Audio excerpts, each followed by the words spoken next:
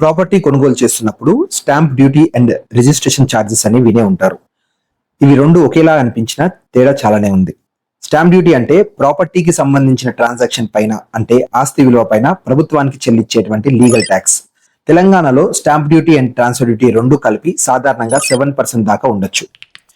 Registration charges అంటే ప్రాపర్టీకి సంబంధించిన ట్రాన్సాక్షన్ ని రిజిస్ట్రేషన్ కార్యాలయంలో చట్టపరంగా నమోదు చేయించేటువంటి ఫీజు. ఇది సాధారణంగా 0.5% లేదా 20,000 వరకు ఉండొచ్చు.